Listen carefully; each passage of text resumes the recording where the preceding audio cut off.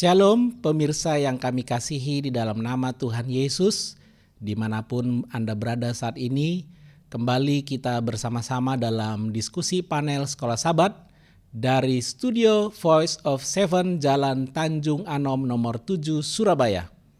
Saat ini kita akan mempelajari pelajaran yang ke-11 dengan judul Ditangkap dan Diadili. Adapun dua narasumber kita pada saat ini, yang pertama adalah Pendeta Muda Halasan Bakara, Gembala Jemaat Gresik. Shalom Pendeta. Shalom, selamat pagi Bapak Ibu, saudara-saudaraku yang terkasih di dalam Kristus. Selamat pagi Pendeta Tobing. Ya, shalom Pendeta ya. Pendeta Muda Ricky Moal sebagai panelis kita yang kedua, Gembala Jemaat Pasuruan. Shalom Pendeta. Shalom, selamat pagi untuk kita semua. Bapak Ibu saudara yang kami kasihi, bila mana Bapak Ibu rindu untuk dilayani, boleh menghubungi nomor telepon yang ada di layar Bapak Ibu saudara. Kami dari tempat ini siap untuk melayani dalam doa maupun pelayanan langsung bila mana Anda membutuhkan untuk bantuan pelayanan. Saat ini kita akan membuka diskusi kita dengan dimulai doa oleh Pendeta Halasan Bakara. Kami persilakan Pendeta. Mari kita bersatu di dalam doa. Bapa kami yang bersemayam di dalam kerajaan sorga, disucikanlah Tuhan nama-Mu. Terima kasih Bapa, pada pagi hari yang indah ini, kami di sini Tuhan dapat kembali untuk membahas pembelajaran sekolah sahabat-Mu di pelajaran yang ke-11 ini. Biarlah pimpinan Roh Kudus-Mu Tuhan menyertai kami. Sehingga ketika kami akan mempelajari pelajaran ini, dapat kami mengerti sehingga kami dapat semakin bertumbuh iman kerohanian untuk kami hidup lebih dekat kepada Kristus, lebih mempersiapkan kehidupan kami untuk menyambut kedatangan Tuhan Yesus yang segera, sehingga kami boleh layak untuk dipersiapkan sebagai anak-anak pewaris kerajaan surga. Kami serahkan Tuhan acara pelajaran ini ke dalam tangan. Mohon ampun dosa kami, di dalam nama Tuhan Yesus Kristus kami berdoa dan mengucap syukur. Amin. Amin. Kembali kita akan mempelajari kitab Markus, pelajaran yang ke-11, ditangkap dan diadili. Adapun ayat inti pada saat ini terdapat di dalam kitab Markus pasalnya yang ke-14, ayatnya yang ke-36.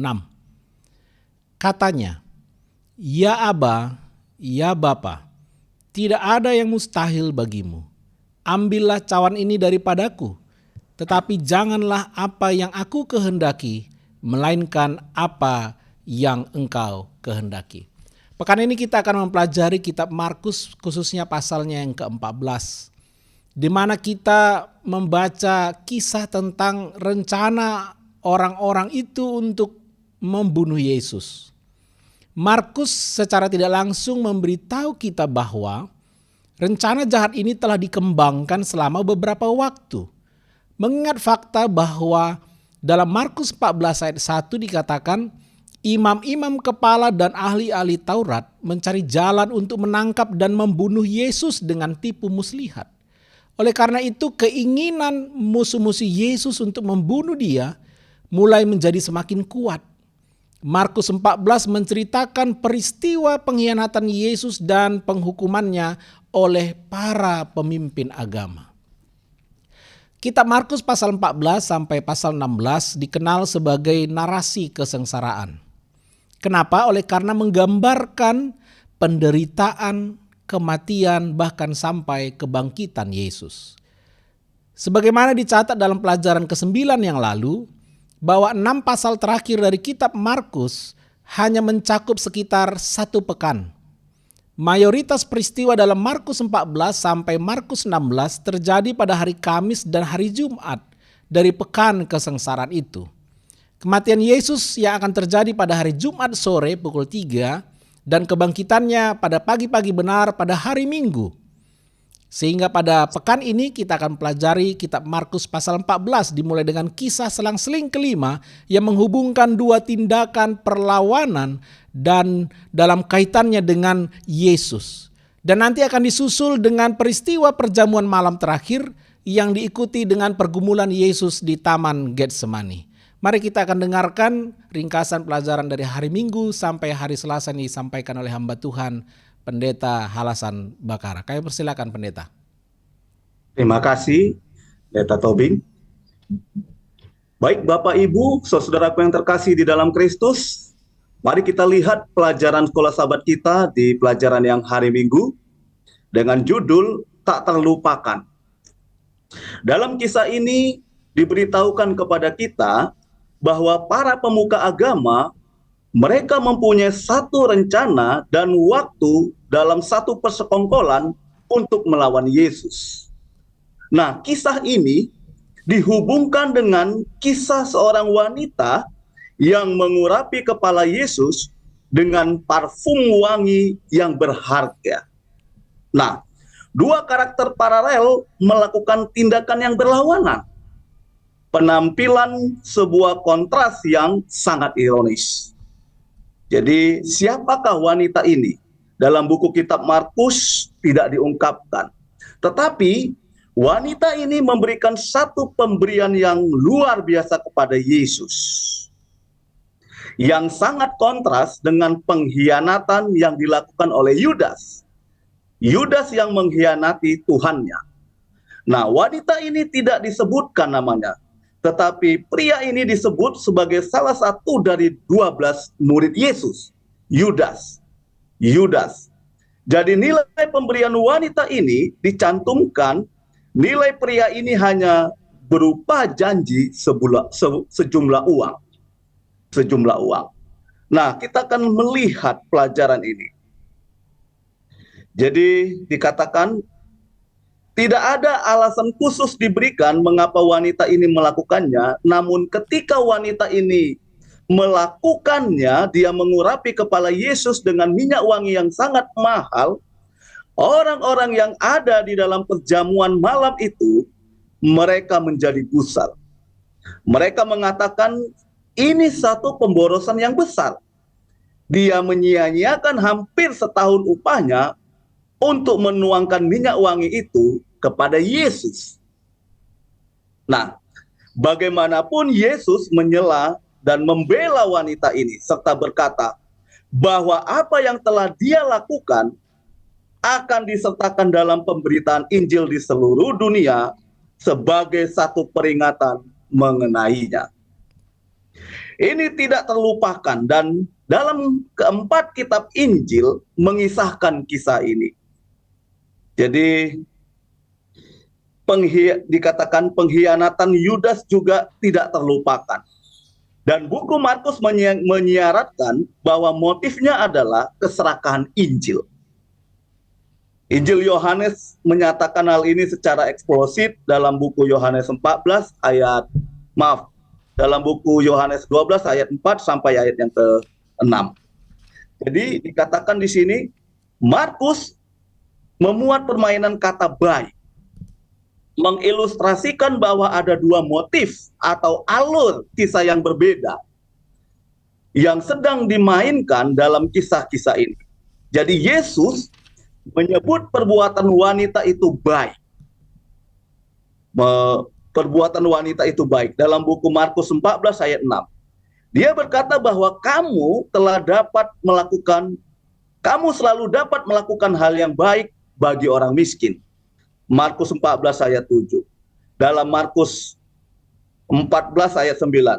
Dan Yesus menyebut perbuatannya sebagian dari Injil dalam buku Markus 14 ayat yang ke-11. Tetapi berbeda dengan Yudas. Yudas mencari kesempatan yang baik untuk mengkhianati Yesus. Apa yang permainkan kata-kata ini sarankan adalah bahwa persekongkolan manusia untuk menghancurkan Mesias. Bagaimana manusia berusaha untuk menghancurkan Mesias yang diutus Allah melalui kasih karunia-Nya untuk datang ke dunia ini menjadi juru selamat bagi umat manusia. Kemudian di pelajaran hari Senin kita melihat perjamuan malam terakhir. Nah, pada perjamuan terakhir, Yesus meresmikan sebuah upacara peringatan baru.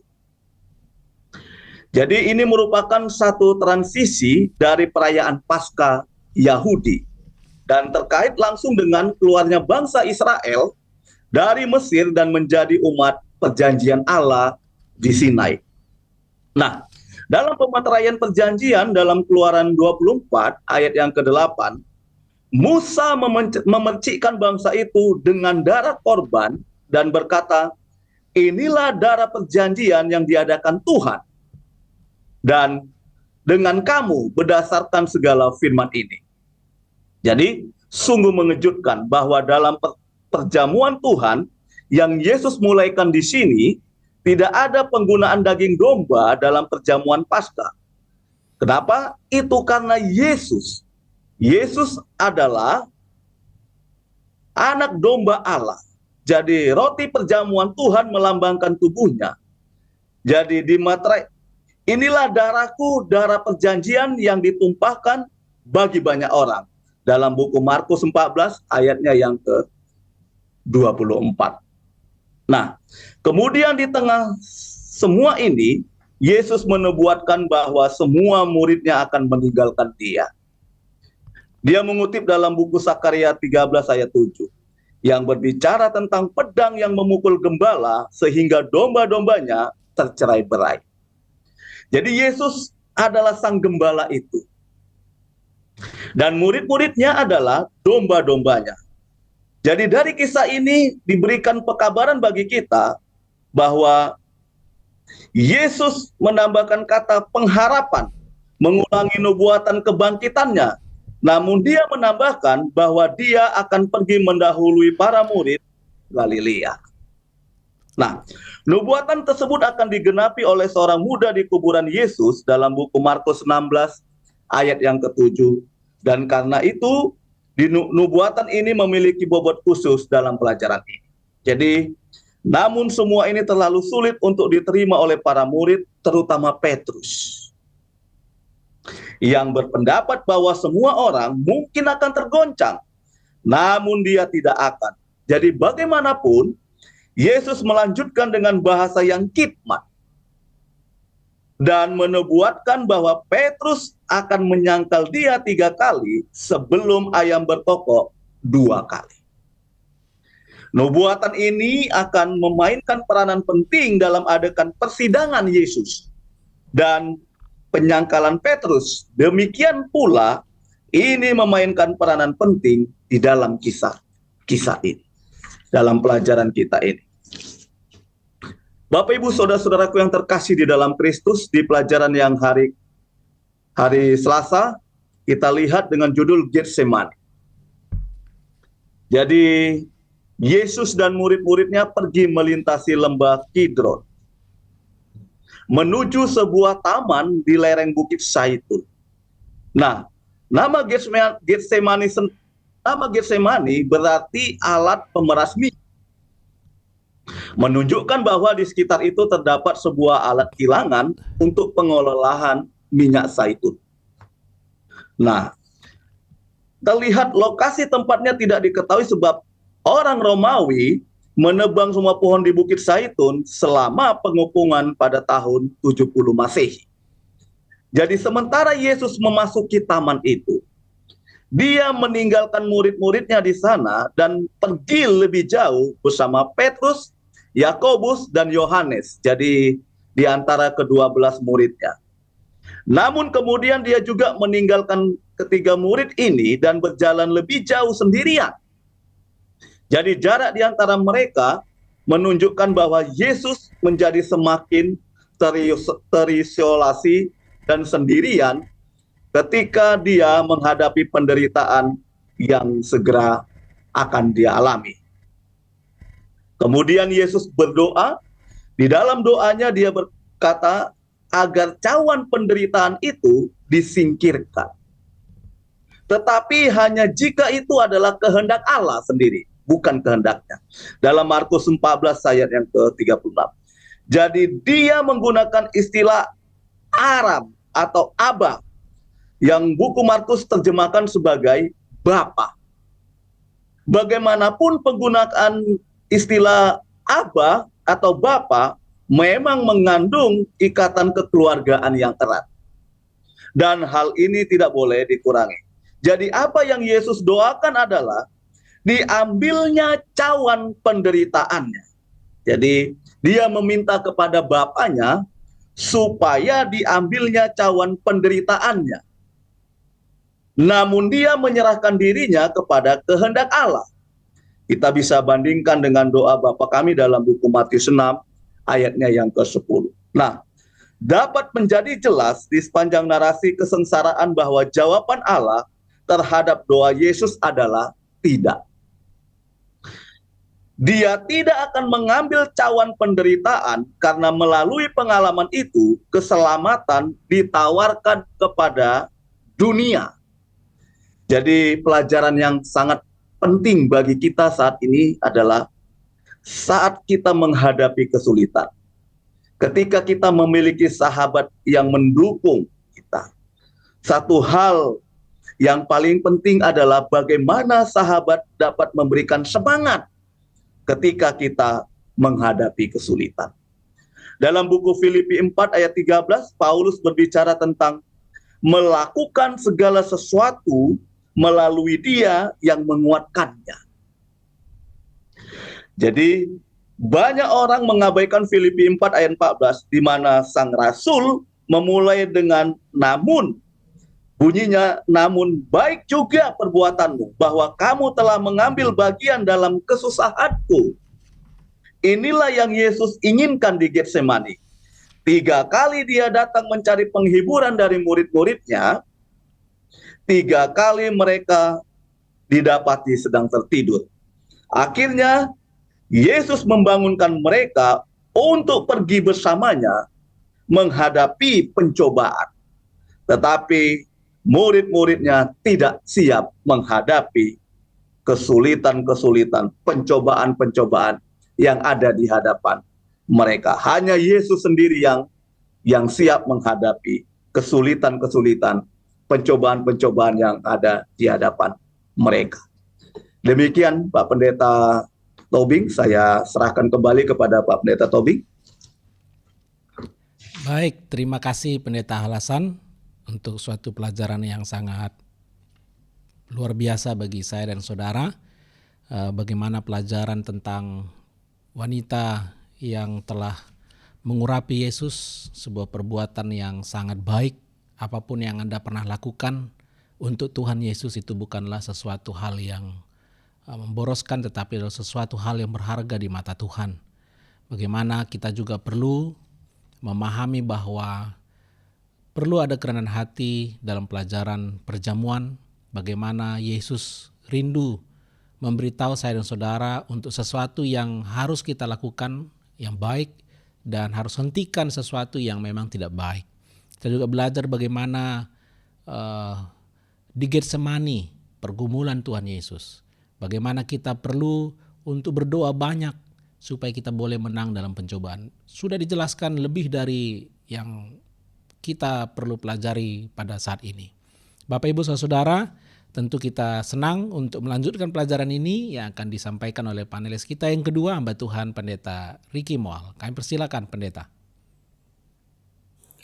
Baik, Shalom Bapak Ibu Saudara dimanapun Anda berada. Terima kasih sudah meluangkan waktu untuk boleh kita belajar bersama. Pelajaran berikut dari Sekolah Sabat ini adalah cerita di hari Rabu. Cerita tentang Yudas mengkhianati Yesus dan bagaimana murid-murid meninggalkan Yesus. Cerita ini adalah lanjutan dari cerita yang sudah disampaikan Pendeta Halasan Bakara tadi di Taman Getsemani. Ada komentar yang menarik dari hamba Tuhan dalam tulisan Nyonya White disampaikan bahwa ketika cerita Yudas ini ia telah memupuk roh keserakahan yang jahat itu, sampai hal itu menjadi motif kehidupannya untuk mengendalikan dia. Jadi cerita pengkhianatan daripada Yudas itu bukan cerita yang tiba-tiba terjadi, tetapi kita akhirnya tidak heran kenapa Yudas sampai akhirnya mengkhianati Yesus, karena roh keserakahan itulah dia sudah pupuk Dari cerita-cerita sebelumnya kita tahu bagaimana Yudas orangnya seperti apa. Jadi cerita dia mengkhianati adalah puncak daripada keserakahan, kesalahan, kejahatan yang dia sudah pupuk selama ini. Bapak Ibu Saudara, dari Yudas kita belajar ketika kita mengkhianati Yesus atau bahkan meninggalkan Yesus, itu bukan cerita yang sederhana. Itu karena kita sudah membiarkan selama ini kejahatan, kesalahan itu kita pupuk sehingga puncaknya kita akhirnya meninggalkan Yesus. Lalu yang berikut, cerita murid-murid meninggalkan Yesus. Rasanya justru harusnya di waktu-waktu yang sulit ini, ketika Yesus menghadapi tantangan yang begitu berat dari orang-orang yang mau mengambilnya ya, dan akhirnya membunuhnya, kita justru dihadapkan pada cerita murid-muridnya justru lari meninggalkan dia. Ketika situasinya terancam, ketika situasinya tidak baik, murid-murid justru malah meninggalkan Yesus. Aplikasi rohani bagi kita. Kita dalam situasi yang baik, dalam situasi yang aman, tidak mungkin rasanya punya keinginan meninggalkan Tuhan. Tetapi bila mana situasinya jadi sulit, ketika itu mengancam kehidupan kita, dari murid-murid kita melihat bagaimana mereka meninggalkan siapa? Meninggalkan Tuhan mereka. Justru di saat-saat Yesus butuh mereka dekat, justru malah mereka meninggalkannya. Lalu cerita berikutnya adalah cerita tentang Yesus dan Petrus. Yesus ada di dalam sedang dihakimi dan Petrus ada di luar. Yesus akhirnya memberikan kesaksian yang benar, yang nyata ketika ditanya apakah engkau Mesias? Ya. Tapi cerita di luar justru sebaliknya. Ketika di dalam Yesus memberikan kesaksian yang benar, yang nyata, yang tegas, Petrus justru memberikan kesaksian yang salah. Dia tidak mengenal Yesus yang selama ini dia ikuti. Cerita ini juga jadi menarik karena inilah cerita selang-seling yang terakhir ya. Yang pertama adalah ketika Petrus mencoba mendekati Yesus. Setelah peristiwa di Getsemani, mereka semua pergi. Akhirnya Markus 14 ayat 54 mencatat bagaimana Petrus mencoba kembali untuk mendekati Yesus. Dan disitulah dia melihat bagaimana Yesus dihakimi. Bagaimana penyiksaan begitu luar biasa. Dan akhirnya niatnya tadi untuk melihat Yesus dengan dekat, tetapi karena situasinya sulit, Petrus akhirnya melakukan yang kita kenal bagaimana dia mengkhianati Yesus. Dari sini kita belajar, niatnya baik. Niat Petrus ingin datang kepada Yesus. Tetapi karena keadaan, dia lihat, waduh menderita sekali Yesus ini. Jangan-jangan nanti saya juga sama seperti ini. Niatnya baik. Setelah dia tinggalkan di Getsemani, sekarang dia mau datang kepada Yesus. Tapi keadaan akhirnya membuat dia tidak jadi datang kepada Yesus. Dari sini saya ada ingat cerita dari seorang pemuda. Ini adalah cerita di mana jemaat yang pernah saya gembalakan. Pemuda ini menurut kesaksiannya dia bukan orang yang baik, dia masih bergumul, masih banyak kesalahan, kejahatan yang dia lakukan. Dia bergumul untuk bisa bagaimana datang ke gereja pada hari Sabat. Setelah sekian waktu lamanya dia tidak datang ke gereja, hari itu dia bergumul, Tuhan bagaimana supaya Sabat ini saya datang ke gereja. Pagi-pagi dia bergumul, datang gak ya, datang gak ya. Akhirnya dia putuskan untuk datang ke gereja. Dan Sabat itu dia datang tepat waktu, jam 9 sebelum rangkaian ibadah dimulai. Tapi yang mengagetkan, ketika dia sampai di depan gereja tepat jam 9, gereja itu tertutup rapat, pagar digembok, lalu ada pengumuman. Sabat ini gereja sedang ada ibadah padang. Dia kecewa luar biasa, dia bilang, Tuhan saya sudah bergumul mau datang ke gereja. Dan setelah saya menetapkan datang ke gereja, sekarang gereja ditutup karena ada ibadah padang. Saya nggak bisa ikut Ikut kebaktian. Niatnya baik. Tapi keadaan membuat dia akhirnya tidak bisa datang ke gereja, tidak bisa ikut beribadah. Tapi cerita ini dia ceritakan setelah akhirnya sahabat berikutnya kita ibadah sama-sama. Maksudnya adalah selalu ada halangan yang membuat kita untuk datang kepada Tuhan. Lalu ada cerita berikut dari seorang anggota jemaat juga yang sudah lama tidak ke gereja. Dia bergumul untuk bisa datang ke gereja. Setiap sahabat dia bergumul, datang gak ya, akhirnya tidak datang. Itu berulang-ulang sampai akhirnya satu sahabat dia putuskan untuk datang ke gereja setelah sekian lama tidak datang ke gereja. Sahabat itu dia datang dengan pergumulan, tapi akhirnya dia sampai ke depan gereja. Dan di depan gereja disambut dengan salaman yang hangat dari anggota jemaat. Tapi sambutannya dengan sebuah pertanyaan. Tumben datang ke gereja. Kemana aja selama ini? Bapak Ibu Saudara, mungkin kalimat itu rasanya biasa bagi yang mengucapkan. Tapi bagi orang ini yang sedang dalam pergumulan untuk datang ke gereja sekian lama dengan pergumulannya, sahabat itu dia datang dengan pergumulan, dia harapkan sambutan yang baik. Ternyata ada aja halangan, ada aja keadaan yang membuat dia jadi apa? Jadi kecewa. Dari cerita Petrus mau datang kepada Yesus, dari cerita-cerita di atas tadi, kita dapat kesimpulan bahwa akan selalu ada halangan, akan selalu ada keadaan-keadaan yang membuat kita tidak nyaman, yang bisa jadi alasan untuk kita akhirnya tidak datang kepada Tuhan. Tapi dari cerita ini kita belajar, cerita Petrus, Yesus tidak marah, dia tidak menyerah kepada Petrus. Bahkan dalam kalimat di buku Sekolah Sabat dituliskan bahwa perasaan belas kasihan dan tidak terdapat adanya kemarahan. Inilah yang harusnya juga kita lakukan. Dari sini kita belajar. Mungkin jangan-jangan kita juga yang sering jadi halangan bagi banyak orang yang mau datang kepada Tuhan. Tapi dari sini kita belajar bahwa Tuhan tidak pernah menyerah.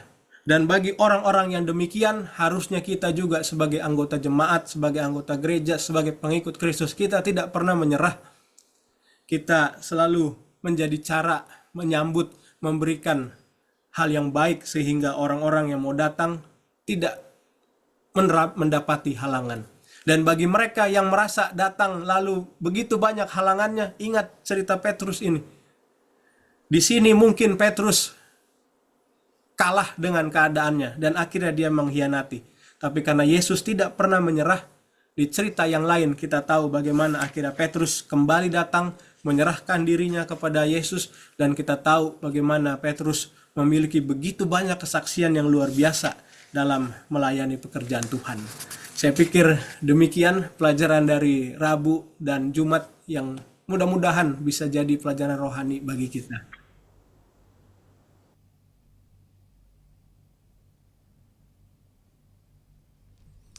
Baik, terima kasih kepada Pendeta Riki untuk penjelasan yang luar biasa bagi saya dan saudara.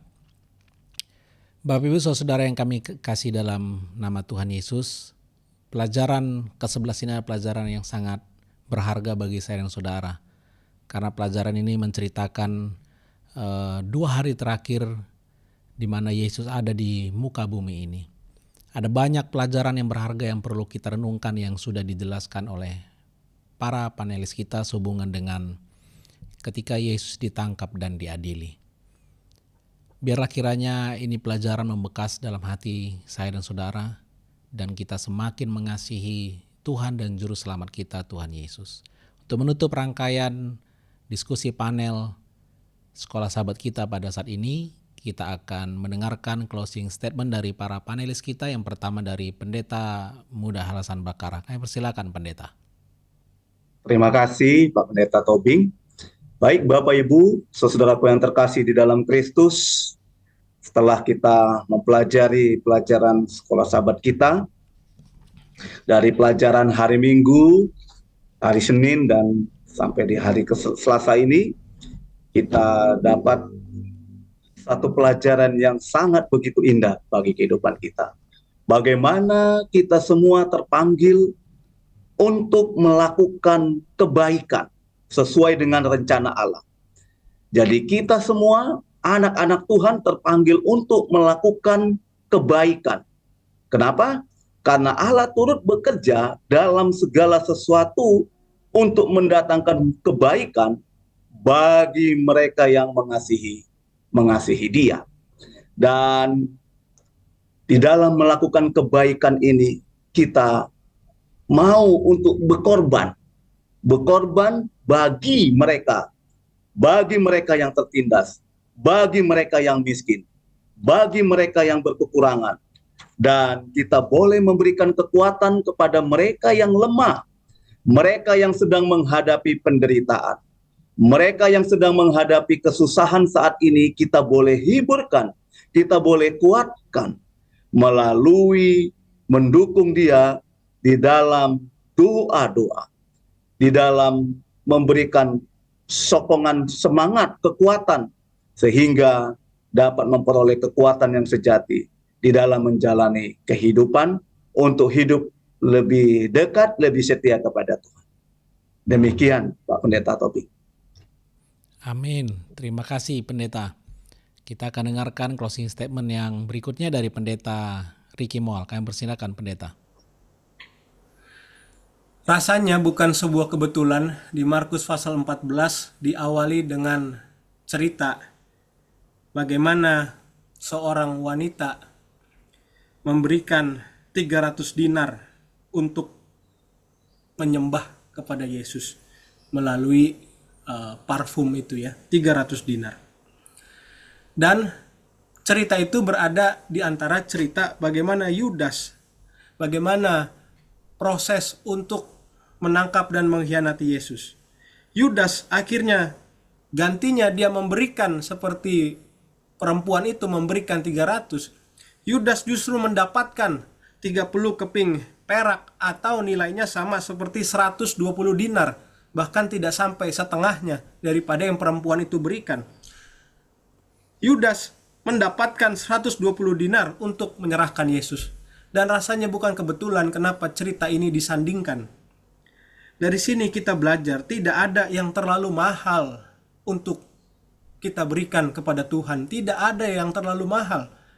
Mereka yang justru protes, Yudas yang justru protes, 300 ini harusnya bisa dikasih kepada orang miskin. Nyatanya dia jatuh hanya dengan nilai 120 dinar. Jumlah yang jauh lebih kecil daripada apa yang perempuan ini berikan kepada Tuhan. Dari sini kita belajar tidak ada nilai yang terlalu besar bagi Tuhan. Ini hanya masalah hati. 120 dinar yang tidak sampai setengah dari 300 dinar itu ternyata cukup mudah untuk menjatuhkan siapa? Menjatuhkan Yudas. Ini bukan soal berapa besar angkanya, tapi ini soal hati yang mau ditaruh kepada siapa. Yudas jatuh karena hatinya ditaruh kepada keserakahan, sementara perempuan ini justru menang karena hatinya dia berikan kepada Tuhannya. Saya pikir dari sini kita belajar untuk memberikan segala kehidupan kita bagi Tuhan. Terima kasih Pendeta Ricky Moal. Bapak Ibu Saudara yang kami kasih dimanapun berada, demikianlah diskusi panel Sekolah Sahabat pelajaran yang ke-11 ditangkap dan diadili. Kiranya apa yang sudah disampaikan oleh para panelis kita menjadi sebuah pelajaran yang sangat berharga dalam kehidupan kita untuk kita renung-renungkan. Dan iman kita semakin dikuatkan oleh karena apa yang Tuhan telah berikan kepada kita manusia, yaitu Tuhan Yesus, adalah seluruh sorga. Pemberian ini sangat begitu besar sehingga tidak ada hal lain lagi yang kita perlukan sebenarnya dalam hidup kita. Itu sebabnya panggilan bagi saya dan saudara, mari kita berikan segala sesuatu untuk Tuhan yang telah lebih dahulu memberikan segala sesuatu untuk kita. Kita akan tutup dengan berdoa yang disampaikan oleh hamba Tuhan, Pendeta Ricky Moal. Kami persilakan Pendeta. Mari kita berdoa. Tuhan kami penuh kasih dan penuh dengan kemurahan. Kami bersyukur bagaimana Tuhan memberikan kembali kesempatan untuk kami boleh belajar. Dan kiranya setiap pelajaran yang boleh kami dapatkan, Tuhan yang bantu kami agar kami menghidupkan ini di dalam kehidupan kami. bagaimana kami tetap setia, bergantung, berharap hanya kepada Tuhan hingga Engkau datang yang kedua kali. Berkat Tuhan kiranya menjadi bagian dari semua yang telah menyaksikan dan mengikuti pelajaran ini. Kami serahkan doa ini di dalam nama Yesus, Tuhan dan Juru Selamat kami. Amin.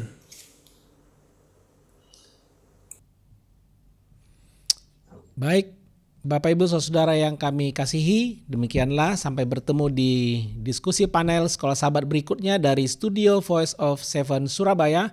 Terima kasih kepada para panelis kami, Tuhan memberkati. Sampai bertemu lagi. Amin. Amin.